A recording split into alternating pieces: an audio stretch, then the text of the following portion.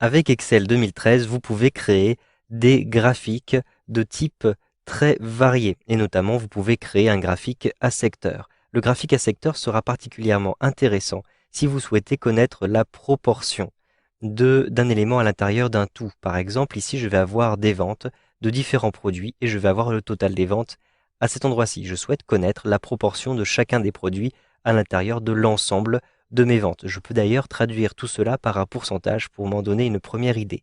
Je vais donc effectuer un premier calcul de pourcentage. Je rentre le signe égal à cet endroit-ci et je vais calculer le pourcentage. Donc il s'agit pour les ventilateurs par exemple de C3 divisé par le total qui se trouve ici en C10. Ensuite j'appuie sur la touche Entrée. Je vais donc me rendre compte ici que les ventilateurs ont fait 14% de mes ventes, représentent 14,04% de mes ventes.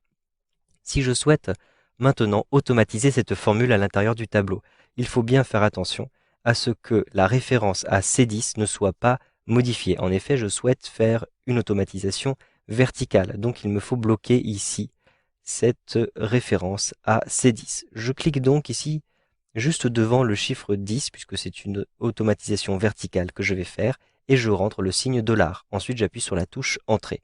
Maintenant, ma formule est prête à être automatisée. Je positionne le curseur de la souris sur le bord de ma sélection, je clique, je maintiens le bouton de la souris appuyé et je déplace le curseur jusqu'en D9. Ensuite, je relâche le bouton de ma souris et vous le voyez, j'ai un calcul qui a été fait très rapidement. Je me rends compte ici que les portables, par exemple, représentent presque le quart de mes ventes sur 7 produits. Je vais maintenant insérer un graphique à secteur à partir de mes pourcentages. Je sélectionne donc ma plage de D2 jusqu'en D9 et je me rends tout en haut à l'intérieur du ruban dans l'onglet Insertion.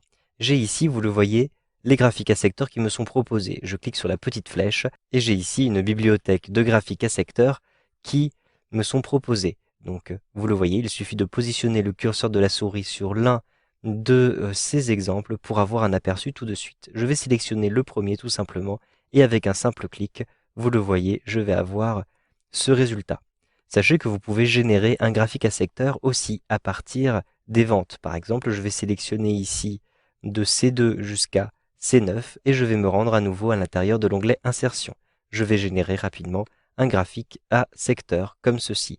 Donc vous le voyez, vous n'êtes pas obligé de convertir toutes vos données en pourcentage. Si vous sélectionnez un certain nombre de données, celles-ci vont automatiquement être rapportées à la somme. Cela vous permettra d'obtenir des proportions tout de suite. Je n'ai donc plus besoin de ce graphique, je le sélectionne et j'appuie sur la touche Supr.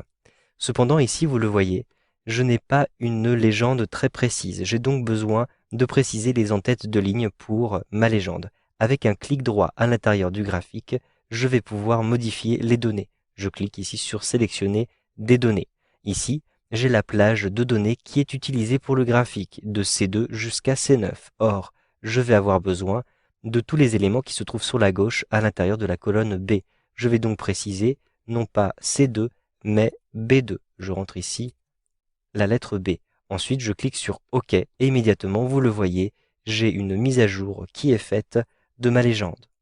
Une fois que vous avez fait ces différents choix, sachez que vous pouvez modifier les informations qui sont présentes à l'intérieur de votre graphique. Je clique simplement ici sur le petit bouton plus pour, ici, vous le voyez, afficher ou masquer divers éléments. Je peux par exemple masquer le titre du graphique, masquer la légende du graphique. Je peux aussi déplacer la légende du graphique. Par exemple, je clique sur la petite flèche et je choisis de l'afficher à droite et non plus en dessous. Je trouve que c'est plus clair. Je souhaite aussi avoir des étiquettes de données. Je vais donc cocher ici les étiquettes de données et vous le voyez, les étiquettes apparaissent à l'intérieur. Je peux cliquer sur la petite flèche et choisir par exemple d'afficher ces étiquettes de données sur le bord extérieur car je trouve que c'est plus facilement lisible.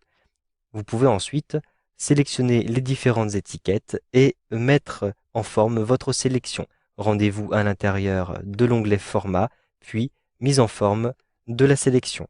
Vous avez ici divers outils qui vous sont proposés avec les options d'étiquette. Vous pouvez choisir par exemple non pas d'afficher les valeurs, mais d'afficher les noms de catégories. Donc je coche ici nom de catégorie. Vous pouvez aussi afficher les deux. Donc je vais par exemple sélectionner valeur ou bien même pourcentage pour remplacer les valeurs. Je décoche ici les valeurs Et donc, par exemple, on va m'indiquer que les enceintes stéréo représentent 21% des ventes.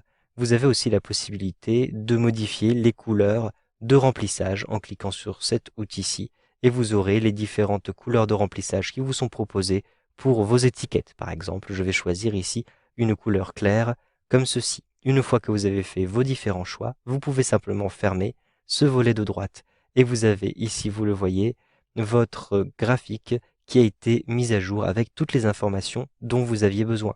Vous savez donc maintenant comment créer un graphique à secteur avec Excel 2013.